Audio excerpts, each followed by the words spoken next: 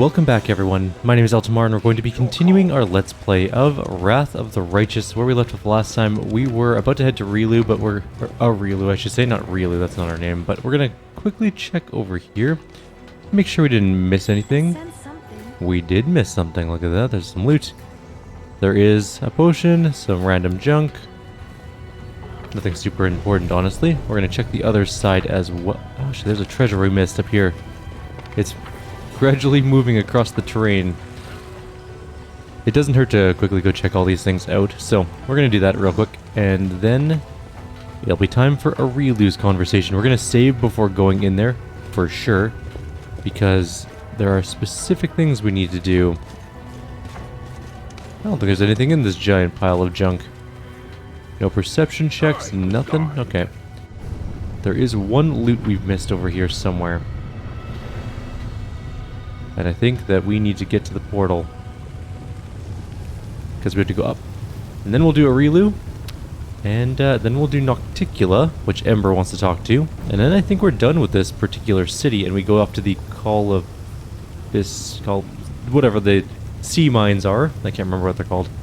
Exactly. And then, yeah. It'll be good. Everything is going according to plan. More or less. Alright, so we go this way, we turn. One day I'll have a better computer again. I'm waiting till Black Friday to buy all the parts except for the video card. The video card I am going to buy next year, whenever the 4080 comes out. I'm going to jam one of those in my computer, and then I will have a really good computer for the next 3 or 4 years, probably. Where would this treasure be? I've got all my parts picked out except... well, no. Actually got all my parts picked out. Full stop. It's right across the way, it looks like. Like over... oh, it's right there. Alright. We can get there. We'll just go down here. Might be able to get there in one dimension door. Maybe? I don't know how far dimension door goes. That's right. Let's find out. Level 4 spells, dimension door. Mass, can we hit up there? Nope. So we're gonna have to jump up and then up. Which is a lot of dimension doors, but whatever. Alright, bounced up to the top. We got whatever. Oh, that was really not worth it. Oh well. Trust in yourself. Now at least we're high up here. I wonder if we can just dimension door all the way down to the bottom. Oh, come on, just let me dimension door all the way down. No? Alright, we're bouncing down twice. Oh no, I turned the thing and now... okay. Let's not do that. Anyone get left behind? No? Okay, good. Alrighty. We're heading back out. We got the garbage treasure. I don't think there's any other treasures on the map that I can see. We're good. Sweet. I think we've killed everything that there is to kill. And yeah, pretty excited. So there's at least 1 or 2 checks we need to do for perception for Areelu, and if we fudge it, we gotta restart it, so. You have to make sure you do the perception check for suture. It is important.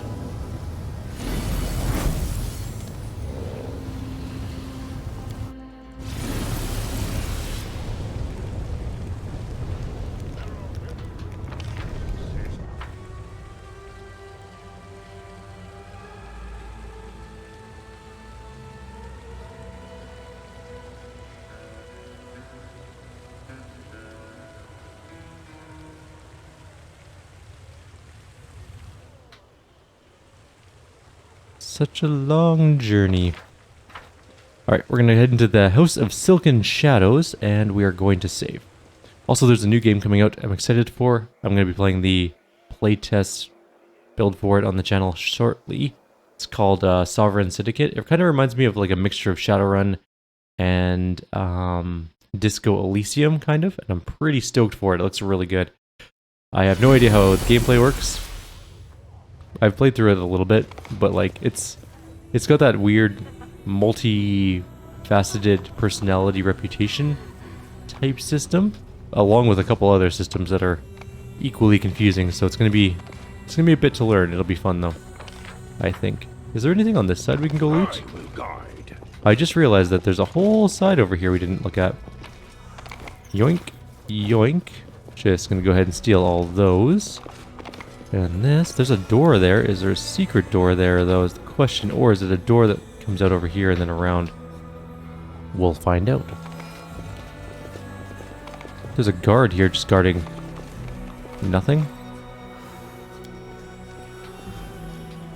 Oh, there's a door there. I am just incredibly blind apparently. And not a whole lot other than that. Oh wait, though, stop. That was only 80% chance. We need to save first. We might have actually locked it into that stupid sound. I'm glad I was useful to you. Hey, more dinosaur bones. Nice. I am a-okay with that. Alright, is that all the loot? Yep. Alright, we're gonna move up a little bit more. See what we can find.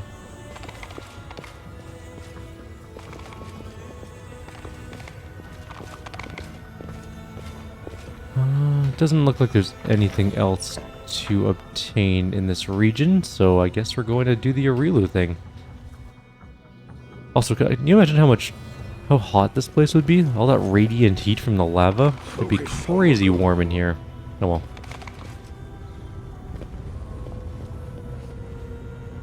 Greetings. A stately shadow comes towards you. In its hands, a small mirror sparkles and shimmers with an unsettling light. Greetings, Eltimar. Greetings, Commander. The dretch called Sutra grins as he shifts clumsily from foot to foot in a crude attempt at a courtly bow.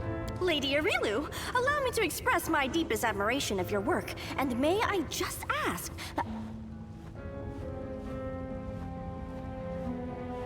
Oh, that's it. Under Areelu's imperious gaze, Nenio stutters and awkwardly falls silent. Fancy seeing you here. I have a lot of questions for you. You are looking for answers. That's good. That is why I am here. I have much to tell you. A hint of a smile dances across Areelu's lips. You have walked a long path, one where shadows constantly flicker at the edge of your vision, and questions multiply like flies above carrion. It is time for answers. At least, some of them. Areelu lifts her mirror and you fall into its cold, shimmering depths.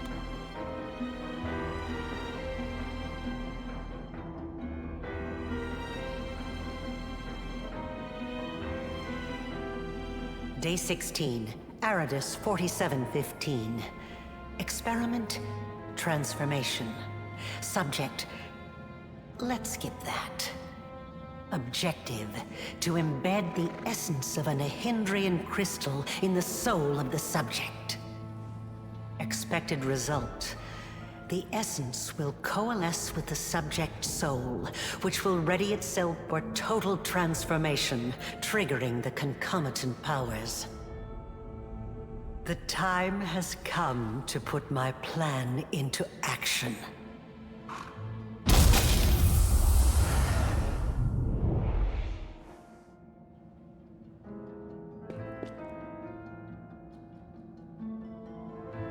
You are my creation. Your power was my gift. Now you know. Areelu stares at you, her gaze unrelenting, probing. The witch is silent for a long time. When she speaks, her voice is unreadable, betraying no emotion. You're my creation, your power is my gift. Now you know. Let's say I believe you. Why did you need to do all of this? You are asking the right questions, but the time has not yet come. Ah, such special memories. Remember the laboratory, do you? I told you back then. Go on, look around. See all the ones Lady Areelu worked on. Here with us is definitely the place for you.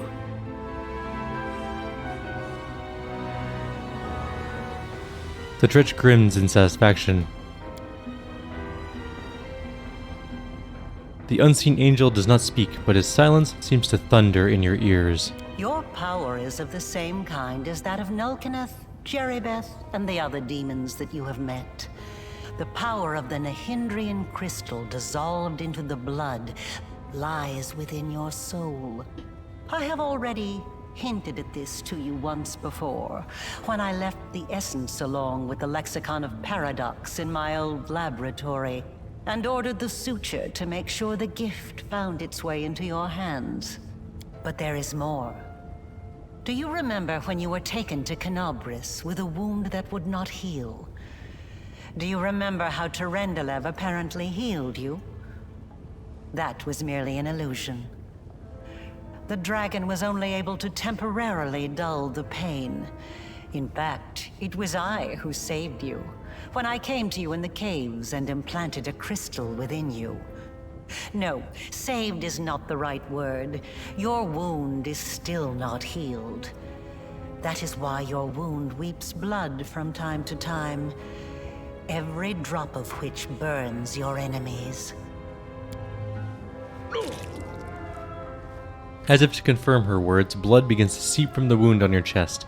Eerie flames seem to dance within the crimson drops.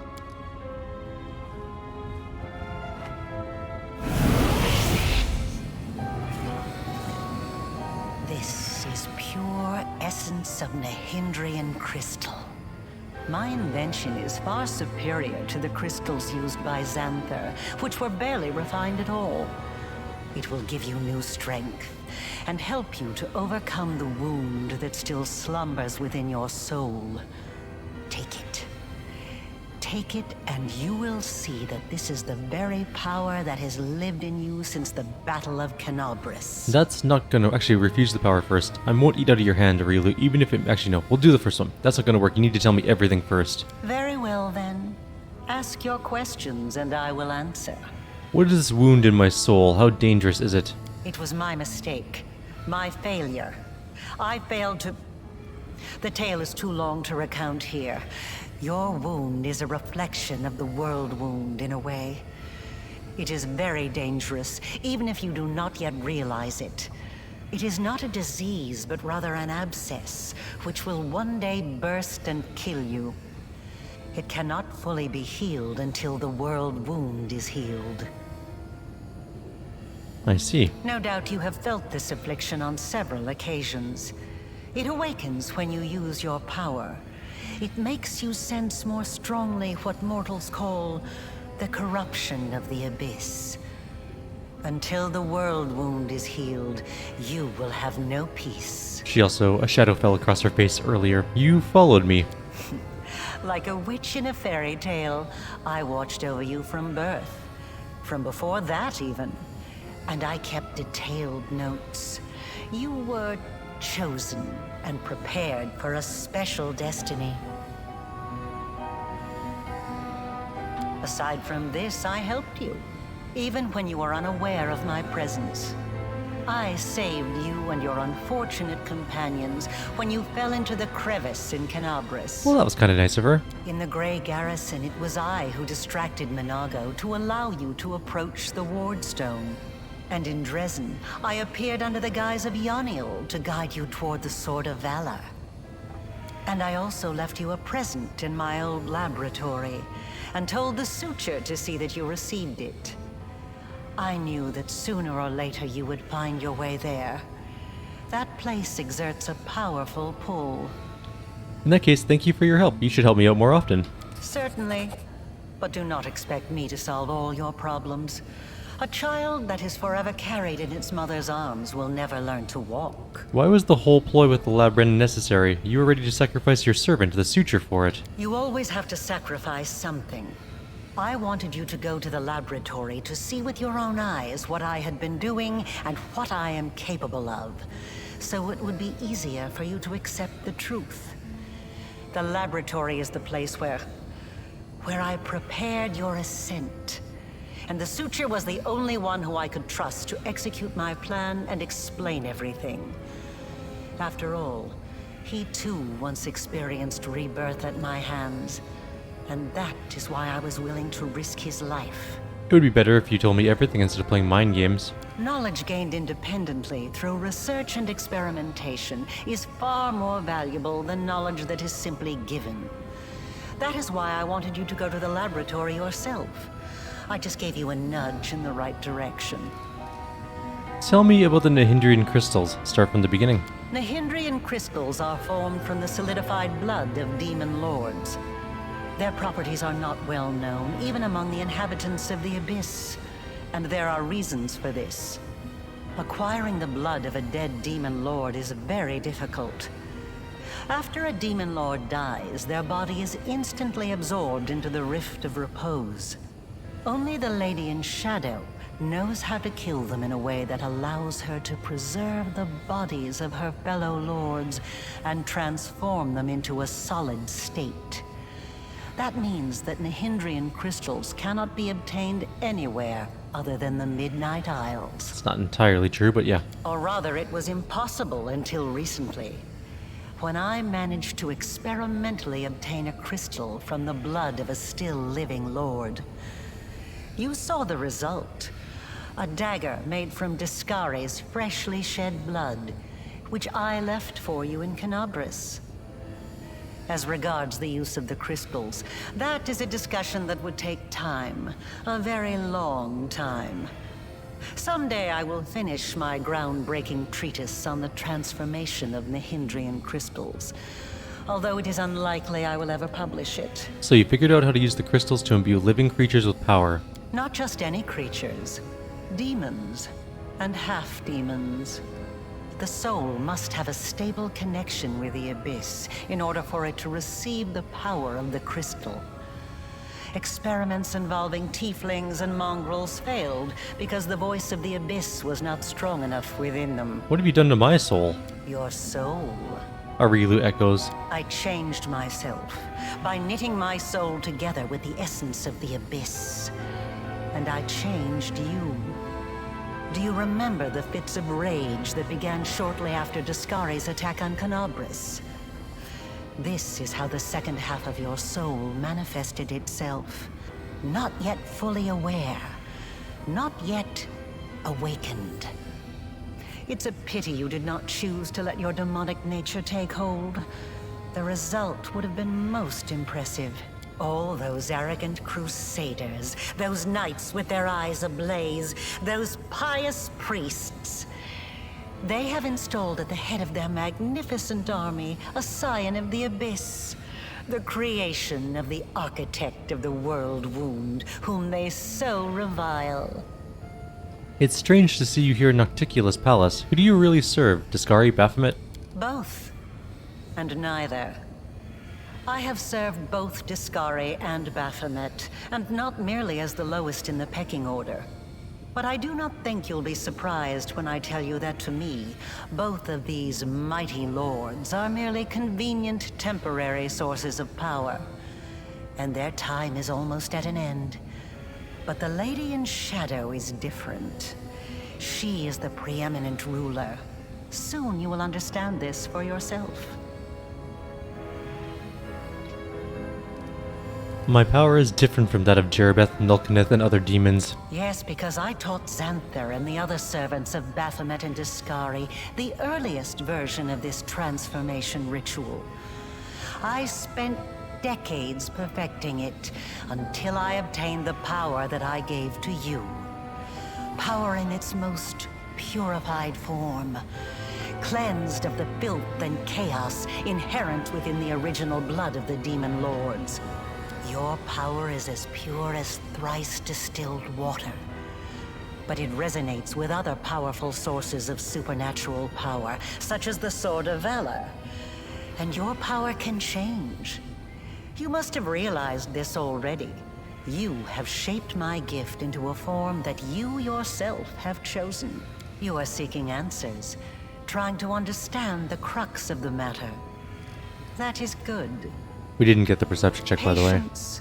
Before we continue, I want you to receive your power. She nods at the glowing essence. We gotta reload. We didn't get the suture thing, and we need it. Been doing and what I am capable of, so it would be easier for you to accept the truth. The laboratory is the place where I prepared your ascent. And the suture was the only one who I could trust to execute my plan and explain everything. After all, he too once experienced rebirth at my hands, And that is why I was willing to risk his life. So we got the perception check. Look at that, I actually provoked a reaction. That's the second time your expression has changed when I mentioned the suture. Now I know that the architect of the world wound is capable of feeling remorse, if only when she sends her Dretch minion on a deadly mission. So the other thing I changed up is that before we talk, like when we first started to talk to her,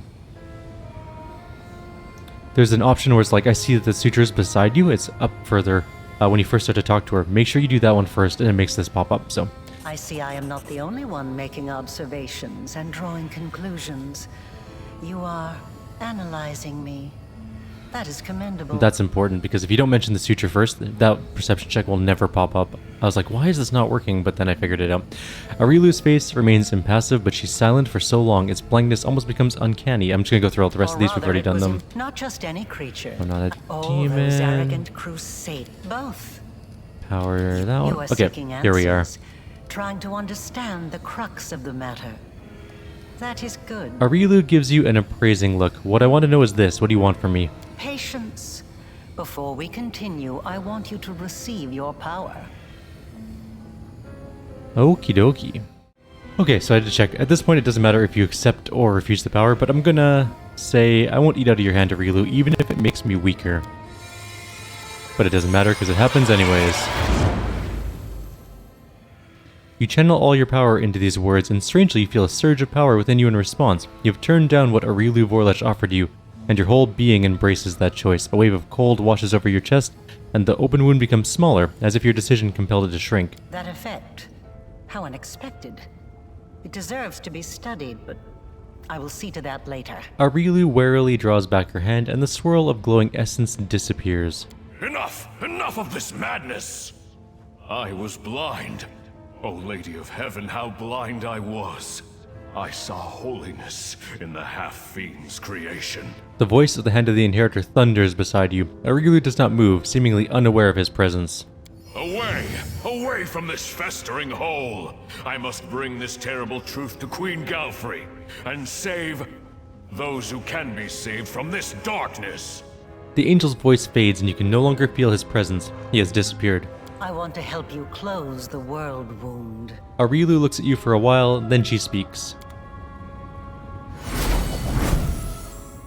Areelu's words are cut off by a quiet laugh. Sitting on the throne that was empty just a moment ago is none other than Nocticula, ruler of Elutionera and the Midnight Isles, a powerful demon lord and the one they call Our Lady in Shadow. Her red lips curl in an ironic smile, and her large eyes observe you with keen interest. You were about to say, we are going to close the world wound, weren't you, Areelu? I see no reason to continue deceiving this mortal. Now I am convinced that he is quite worthy of serving me. I will even reward him with a modicum of knowledge about the events in which he is about to take part. Greetings to you, Our Lady in Shadow. Arushale swiftly drops to one knee and bows her head. It's nice to see that even surrounded by mortals, you haven't forgotten who your mistress is, Arushale. You may rise. Nocticula nods casually in the succubus's direction. I didn't mean to. I don't know why I did it. Arushale stands up awkwardly and looks at Nocticula first and then at you with stunned expression.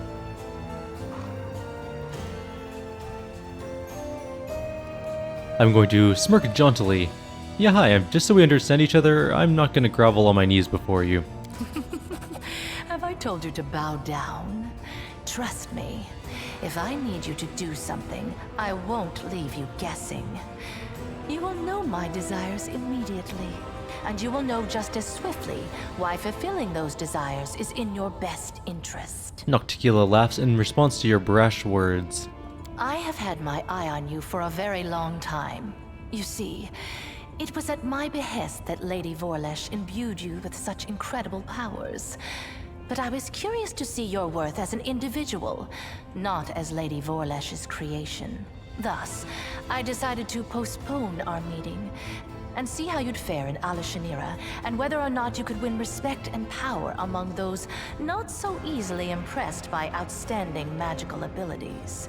Well, you've passed my test adequately by proving that your character and your will are stronger than the Nahindrian powers Lady Vorlesh has vested in you. You are wise, my lady. However, only those who have never known or forgotten what it is like to be mortal can so easily dismiss the importance of power. To be someone whose life is fragile and can be cut short at any moment, like a candle snuffed out by a gust of wind. It is a shame your angel has left you, mortal. I would have liked to talk to him. I don't expect I will get another chance, as that celestial buffoon's days are numbered. Nocticula's tone is casual, but her eyes are intent, scrutinizing you. Why do you think the Hand of the Inheritor is going to die? Because he charged off all alone into the vastness of the abyss. An old friend awaits him there, the Echo of Discari. And the Echo has been anticipating this meeting for a long time. The Hand of the Inheritor told me his magic deceived the eyes of all evil spawn of the abyss, but not yours? Perhaps you don't know everything about me yet, mortal. Perhaps you made the same mistake as many before you, and many who were more insightful and more powerful than you, by presuming to know what to expect from the Lady in Shadow. She gives us a pleased and mysterious smile. Tell me about the Echo of Discari. He is a strange creature, a bespoke creation, so to speak. Long before the world wound was opened, Discari, that little cricket, was seeking a way to have some fun on Galarian and assert his influence there. One day, he decided to gather a few strong mortal followers, fuse them together into one being, and pump that being full of his own power, in the belief that something worthwhile would come of it. That is how the Echo came to be. To the great dismay of both the Echo and the Lord of Crickets, the Echo was greeted by Eredin, protector of humankind. Eredin gave the Echo such a thorough thrashing, the whole abyss thought him dead. And yet he was not. Cricket, the younger, is alive and well, though I cannot say the same for Eredin. But the Echo remembers his humiliation still. He hates anything and everything related to Eredin, especially his inheritor, Iomade. Her heralds, her priests, her temples. He would hate Iomade's pet pug, if she had one. Why does the Echo of Discari prey upon the Hand of the Inheritor? Envy, humiliation, ego.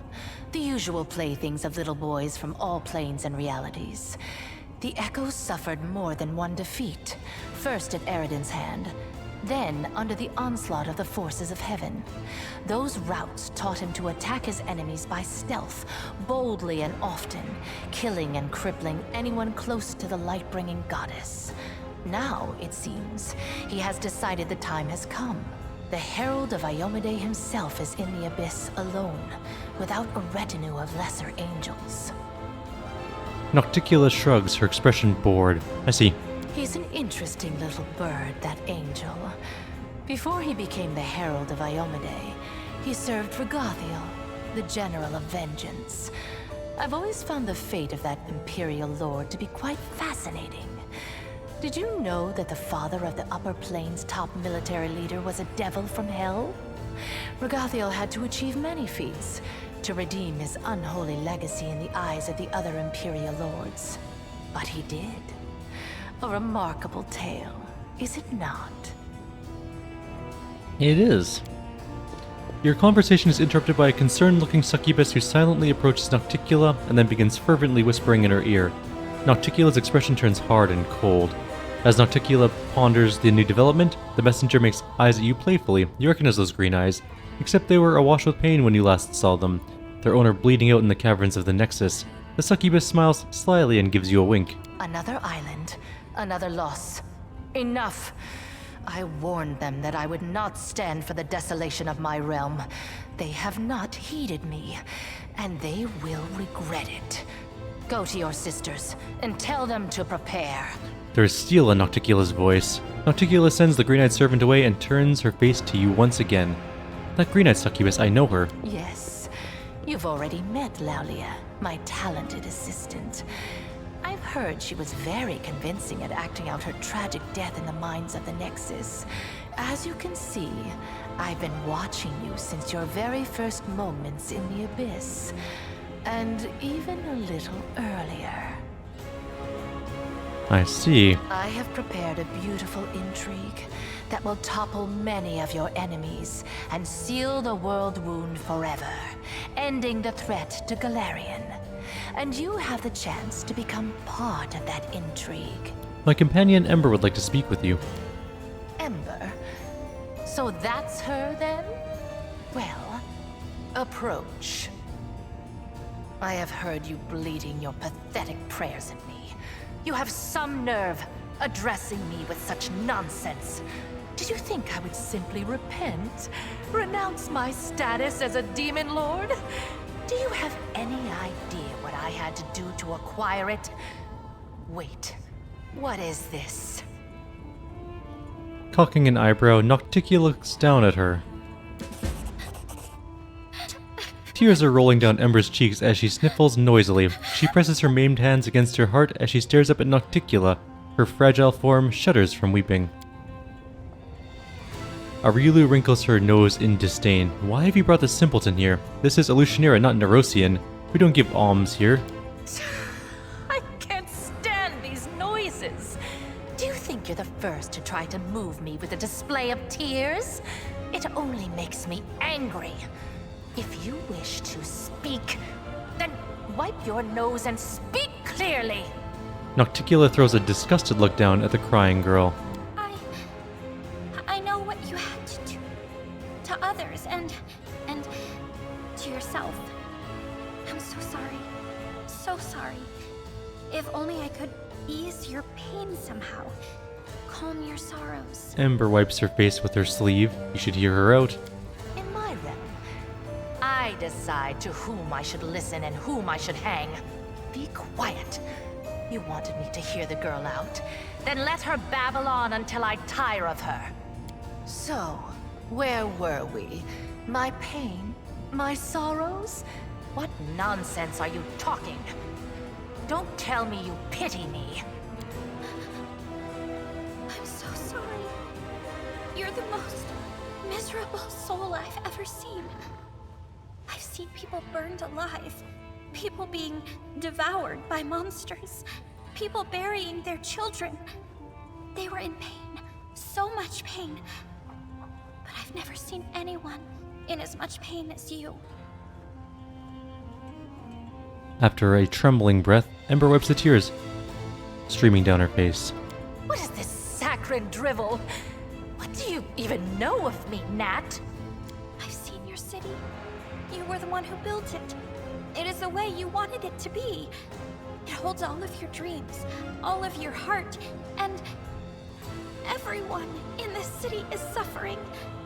Everywhere, all the time, every minute. All who live here are hurting and scared. If these are its citizens, how miserable must its ruler feel? And this is what you brought her to me for. You think this infantile sniveling is worthy of my attention? Nocticula's lip curls in distaste. I've seen the truth of her wisdom more than once. Perhaps it might benefit you to listen to her as well. As if I hadn't seen enough sanctimonious bores in my life. So, what do you suggest I do, preacher? Beg the good gods' forgiveness? Devote myself to serving a sword-swinging upstart, perchance? Or that old crone, the moon? Nocticula stares at Ember straight in the face. No. Gods can't help anyone. They're just like us mortals. Silly, frightened, clueless. You're almost a goddess yourself. You know better than anyone that no one can save you. No one except you. Save me?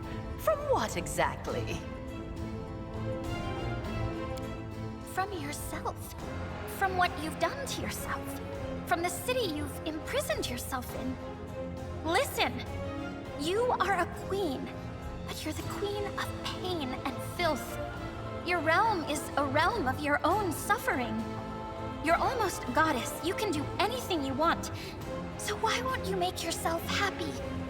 You could become the Redeemer Queen. Ember's voice rings desperately.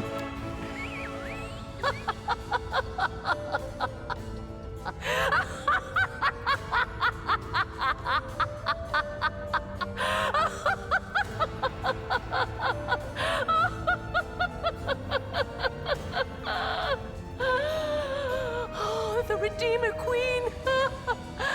That's new. Never in all my years have I heard anything like that. Well, child, enough joking.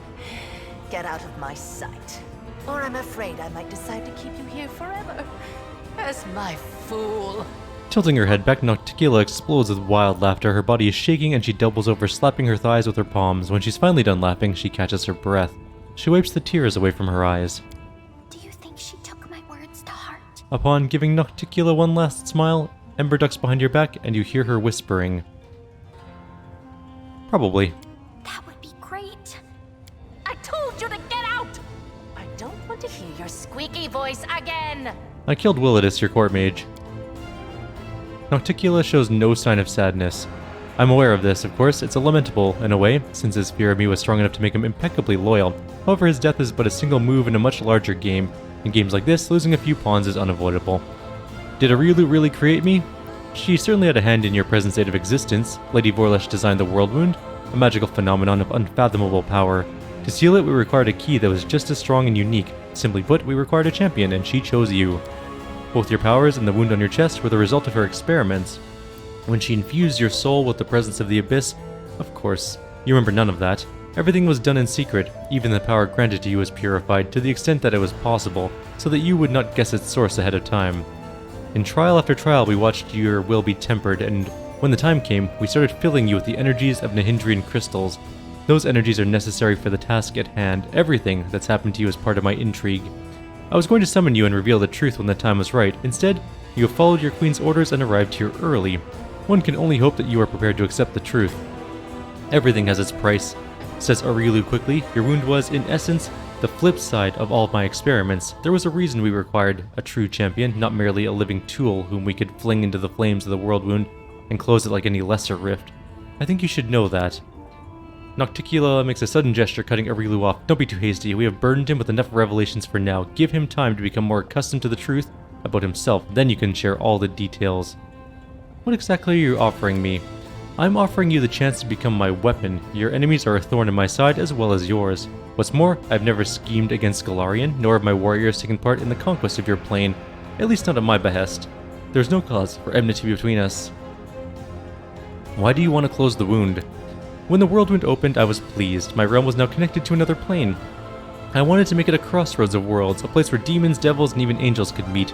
The wound was a convenient path along which I could advance my ideas, but the Midnight Isles were not the only realm that had been linked to Golarion through the wound. Discaria and Baphomet now also had a way from their realms into your plane.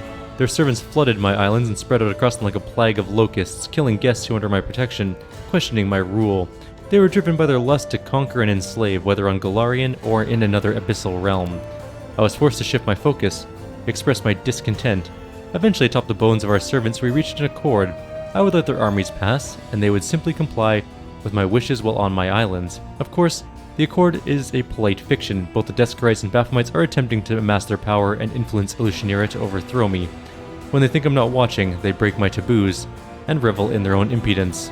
And worst of all, Lady Vorlesh told them about the Nahindrian crystals. They realized what kind of power the crystals hold, and now they're determined to mine every last deposit hidden within my islands. And once an island loses its crystals, it becomes nothing but flotsam, slowly sinking into the dark waters of the Ishiar. With every lost island, my power is diminished. I could start a war and kill the plunderers, but a major conflict would hinder some of my other plans. So instead, I teach my neighbors a lesson by orchestrating their ignominious defeat at the hands of a mortal. What do I gain by serving you? A reasonable question. One must always serve one's own interests. Rest assured that you will be adequately rewarded. I will give you gifts befitting your ambitions, and my patronage, which you can certainly count on, will prove more valuable than any enchanted trinkets you could dream up. If you're so powerful, why do you need me?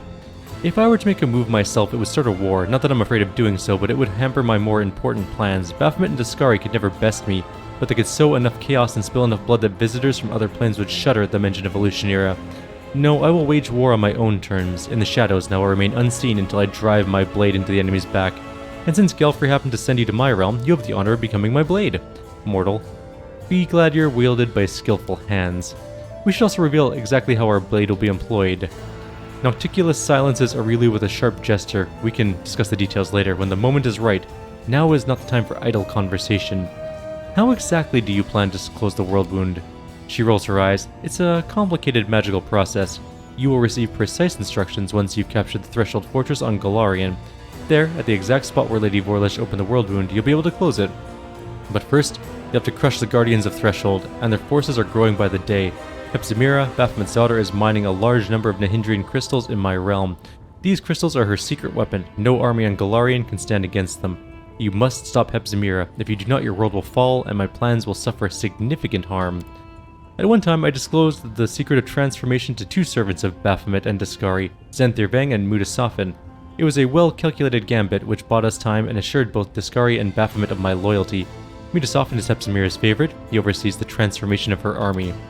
Hepzimira is currently on another island far from here. The route to that place is plagued by pirates, monsters, tempests, and other more terrifying dangers. Have you heard of the living bubbles of frozen time that swallow airships when the ships reach port? Their crews discover that they've been gone for 100 years? That's not the strangest occurrence you could encounter on your journey. I'm willing to provide you with a decent ship and an experienced crew. If you kill Hepzimira, it will stop her from sinking any more of my islands, but without giving Baphomet cause to declare war on me. Nocticula casts a sidelong glance at Areelu. Then again, I'm not offering you anything new, as you're already enjoying my favor, Commander. Your companion is a succubus, and I am the succubus queen. This demon follows you around only because I allowed. Tell me, Areelu, are you grateful that I'm not forbidding you from traveling with the commander and fighting against your own kind? The succubus reluctantly lowers her head. You are incredibly generous, Our Lady in Shadow. Sela winks at you. So what do you think, Commander? Personally, I'd rather take my chances rowing to this island, another island far from here, in a rusty bucket than make any deals with the Lady in Shadow. I'll steer.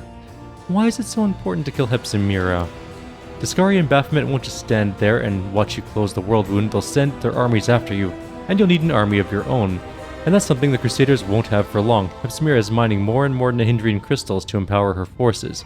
When she attacks Golarion, if you don't stop her, the Crusader resistance will be crushed, and the ranks of the demons pouring through the world wound into your world will multiply 100-fold. You were sent here to cut off the demon army's supply of Nahindrian crystals, weren't you? Well, that's exactly what you're going to accomplish. I will consider your offer, Lady in Shadow, and accept it, I'm sure. I respect your caution and won't force you into submission. We all stand to gain if you do my bidding of your own volition. A glimmer of approval dances in Nocticula's eyes. An interesting destiny lies before you, mortal. You will rise to great heights and play a part in events of titanic proportions. Many would give their life for a chance to tread such a path. Hepzimira visits Evolutionera every now and again, but her true lair is far from here. She hides on the island of Culifir, to the northwest of my archipelago. There lies her secret fortress. In the deep mines, her slaves dig Nahindrian crystals for the invading army she plans to bring to Golarion.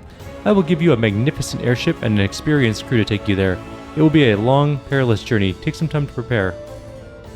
I wish to inform you of treason. Nocticula looks quite amused. Is that so? Who is it you've decided to inform on? And more importantly, how'd you learn of these traitors and how credible are these accusations? Shamira is researching Nahindrian crystals in secret. Perhaps she's planning to overthrow you. A small smile appears on Nocticula's lips. How nice of you to warn me. I'm impressed. I do wonder, however, did you really think I was unaware of this, or did you merely want to demonstrate your loyalty? Either way, I appreciate you telling me. I'll take this as proof I can rely on you. You were very astute to uncover Shamira's desire to dethrone me, and it was particularly sensible of you to keep your mouth shut about the secrets of the Nahindrian crystals. I suppose your caution calls for a reward. At the snap of her fingers, one of the servants approaches you and presents you with a delicate package wrapped in a gossamer-like silk. We got Aspect of the Asp. A friend of mine, the storyteller, has peered into the future. In his vision, Hepzimira was sending demons after you. The demons were strengthened by Nahindrian crystals. A hint of dangerous excitement creeps into her voice. You are a fount of knowledge, my dear guest. Let's say I'm not surprised by her appetites. The ambitions of that brat or her lecherous goat of a sire were bound to surface sooner or later, but your warning will encourage me to keep a closer eye on her. You could have gone to Hepzimira with this and received payment for your silence. Your foresight must not go unrewarded. And we got 3, 4, 5, 6 experience and a secret ingredient. Why do you still tolerate Chimera? Someone has to deal with trivial matters. Chimera's betrayal was assured the moment I made her my favorite, just as Zephorian's was before her. The second always dreams of rising to be the first. I know the feeling well. Your brother Sakabanoth is here, in Alusionera plotting against you. He wants to acquire Areelu's working notes. Sakabanoth is snooping around Alusionera and plotting against me? How unexpected, she laughs loudly. What else is new? Has Aerodin died? Has the Starstone fallen on Galarian? Trust me, I'm well informed on that failure's activities, and I'm not troubled by them in the slightest, although I am curious as to why he would want the lexicon, but he can keep wanting. He has as much hope of seeing it as he does the inside of my bedchamber. That's everything I gotta say. I'm not going to leave yet, though. I still have some business to take care of. Nocticula nods to herself. Areelu, you're no longer needed here. As you will, my lady. Areelu vanishes, but you notice the look in her eyes, pensive and appraising. Nocticula casts a piercing glance at the spot where Areelu was but a moment ago, then stops you with a commanding gesture. There's one more thing we must discuss, the Lexicon of Paradox, Lady Vorlesh's magical treatise that contains many secrets of the world wound. You and my servant Lady Vorlesh were just talking about the Lexicon of Paradox. For many years, it has remained split in half, harmless. But what was once divided can be made whole again. Who knows what power the book could impart to its owner? What if they expand the world wound even further or connect it to other planes? Not a chance. The Lexicon of Paradox has caused enough trouble already. You already possess the first half of the book. Find the other one and bring them both to me. I will reward you handsomely. Giving the book into my keeping will also protect Galarian from suffering a second world wound disaster. The Lexicon of Paradox will be much safer under my watchful eye than in your travel bags. Wouldn't you agree? I'll consider it. The reward will not disappoint you, I promise. This dangerous knowledge ought to be locked up securely. I won't keep you any longer. Okay, I gotta go do things. We got some mythic abilities. We'll deal with those later, but for now we're gonna head back out into the city. I think there's a couple more slavery type things we need to do to keep our people safe. We got to get some more gladiators and things, and hopefully keep our encampment safe while we're gone. For now, though, I'll leave you guys here. We're actually over time, so I'm going to go deal with all this other stuff, and then we'll head out probably in the next video. Like always, if you have any suggestions or comments, leave them below. Otherwise, I'll see you next time. Take care.